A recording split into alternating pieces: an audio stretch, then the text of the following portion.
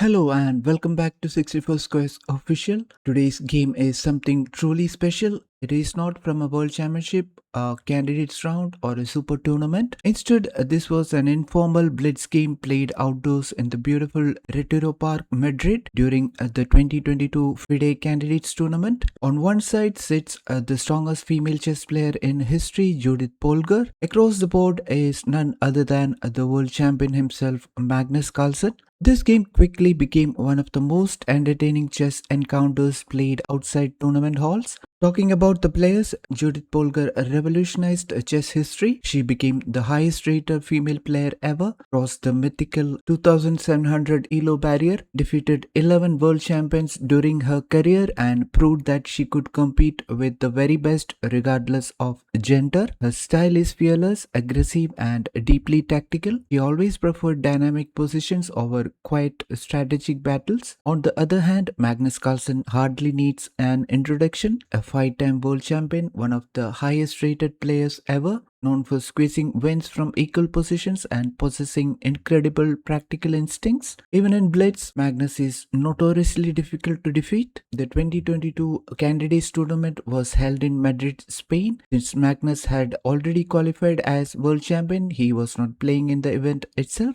Between rounds, many grandmasters gathered at Retiro Park, where friendly blitz games attracted huge crowds, and one of those games became legendary. So now let's dive into every critical moment. E4 and C5. Magnus immediately chooses the Sicilian Defense. No surprises here. Against Judith Polgar, avoiding tactical complications was almost impossible. The Sicilian guarantees an unbalanced battle from move 1. Now knight to f3 and e6. Magnus heads for the Taimanov Variation. This setup is flexible and solid. Now d4 and c takes d4. White immediately opens the center. Judith does not waste time. Now knight takes d4 and knight to c6. Developing naturally, both sides follow established theory. Now knight to c3 and a6. The characteristic Taimanov move. Black prevents knight to b5 while preparing queenside expansion. Now bishop to e3 and queen to c7. Both players continue theoretical development. Black supports the e5 square and prepares kingside development. Now queen to d2 and knight to f6. Now comes an interesting moment. Instead of immediately playing f4, Judith chooses something more restrained. Now f3, this supports the e4 pawn. It also prepares long castling and a pawn storm, a very typical Sicilian setup.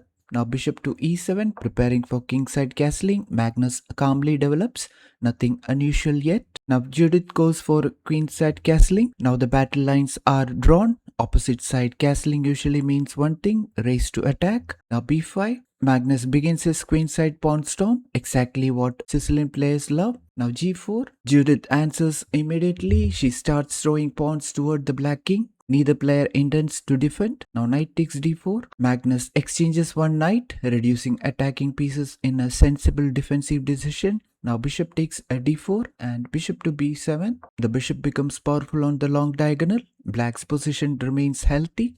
Now e5. Now Judith launches the first tactical strike. This gains space and asks the knight an uncomfortable question. After the game, Judith admitted she was not entirely sure about this move, but blitz rewards courage. Now knight takes g4. Here white cannot play f takes g4 because of the threat on b7. Magnus grabs the pawn. At first glance, it looks free, but appearances can be deceptive. This move allows white's initiative to explode. Now rook to g1, counter-attacking the knight. Excellent move. Instead of immediately capturing, Judith activates her rook. Now both the knight and the g7 square becomes vulnerable. The pressure increases dramatically. Now knight goes to h6. Instead of keeping the knight active, Magnus retreats all the way to h6. This is strategically unpleasant. The knight becomes almost trapped. Judith later mentioned she was delighted to see this. Now bishop to d3. A brilliant practical move. Instead of recovering material, white simply improves another attacking piece. The bishop points toward h7. Every white piece now joins the attack. Now bishop to f8. Magnus retreats again. His bishop returns almost to its starting square. Technically accurate but psychologically unpleasant. Black is already defending. Now bishop to e4.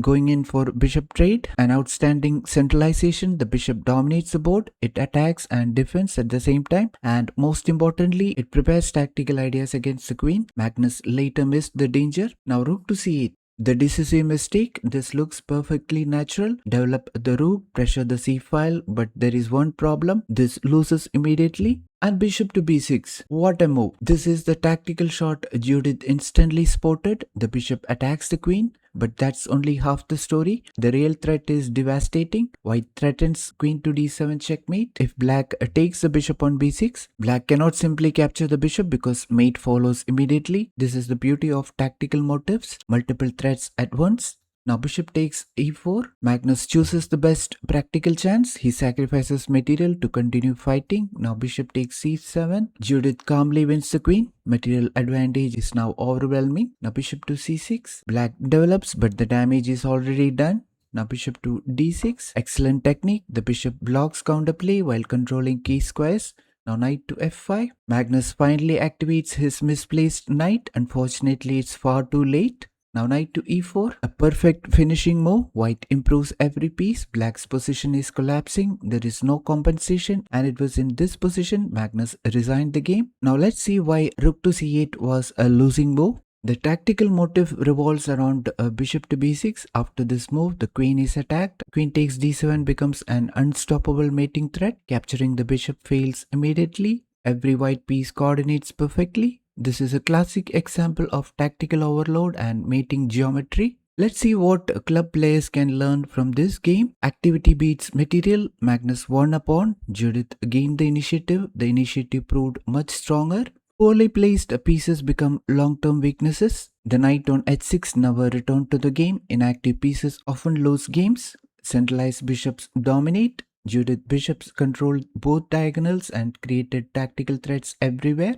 Always calculate forcing moves, checks, captures and threats. Judith spotted bishop to b6 immediately because she searched for forcing tactical ideas. This was not a classical game. There was no rating points on the line, yet it beautifully showcased why Judit Polgar remains one of the greatest attacking players chess has ever seen. Against perhaps the strongest player in history, she found a brilliant tactical idea in a fast-paced blitz game and converted it flawlessly. Even Magnus Carlsen can fall victim when a tactical genius like Judit Polgar spots the hidden resources first. Sometimes the most memorable games are not played on the biggest stage. They happen in a park with spectators gathered around, where creativity and instinct take a center stage. So if you enjoyed this detailed move by move analysis, don't forget to like this video, subscribe to 64 Squares Official and turn on the notification bell so you never miss our in-depth chess game breakdowns, tactical masterpieces and tournament coverage.